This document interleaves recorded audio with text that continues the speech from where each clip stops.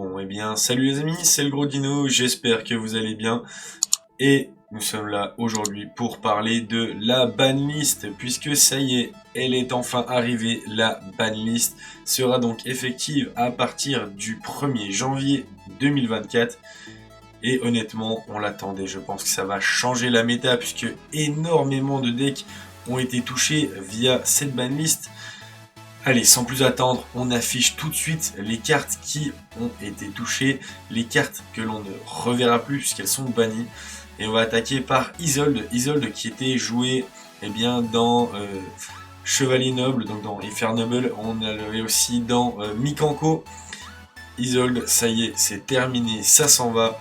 On a également Kelbeck et Agido, les fameuses cartes qui permettaient à Tyr d'envoyer ses names plus rapidement au cimetière.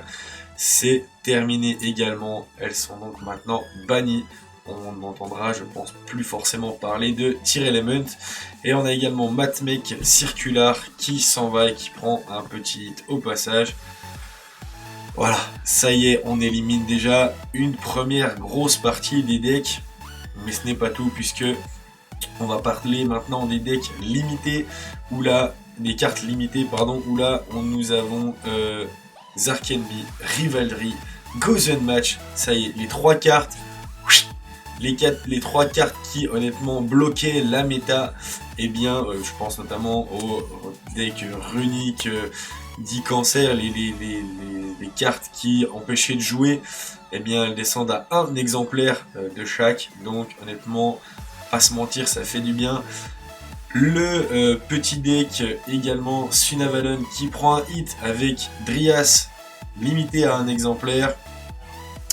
Pareil, hein, la Rescue Ace qui prend un hit avec Lifter qui descend à un exemplaire. A l'inverse, on a un petit retour de Orcus Harp qui sort en fin de la banlist. Et je pense notamment à Monster Reborn qui doit être très content puisque eh bien, la harpe est enfin sortie, sa Orcust est enfin sortie, ça fait clairement plaisir pour lui. Non, franchement, la banlist pour l'instant, personnellement, me convient. En carte que l'on verra en semi-limité, nous avons ce coup-ci le deck Purely de toucher avec la petite Sleepy. Sleepy qui passe maintenant à 2, comme Terror Top qui passe à 2 pour le deck Speedroid. Et Dino Luther Pancra qui lui monte à 2 exemplaires. Ça fait clairement plaisir en tant que joueur Dino de voir Pancra arriver à 2 exemplaires. Moi, ça me fait clairement plaisir. Et maintenant, les cartes qui vont, elles, sortir de la banlist, qui vont passer, ou alors qui vont passer à 3 exemplaires, qui reprennent l'intégralité de leur potentiel finalement. On a le Gobelin Parvenu, qui passe de 1 exemplaire à 3 instantanément. C'est, waouh, j'ai envie de dire incroyable. On a le Starter Sprite qui remonte lui, puisqu'il était à 2 exemplaires, maintenant il repasse à 3. On a le Pot des Désirs qui remonte également à 3. On a Mind Control qui passe à 3 également. On a Unicorn Kashtira qui passe à 3 également. Encore une fois, des cartes de zinzin. Ça va être des petites sucreries. Je pense que la méta va complètement être bouleversée à partir de ce nouveau début d'année.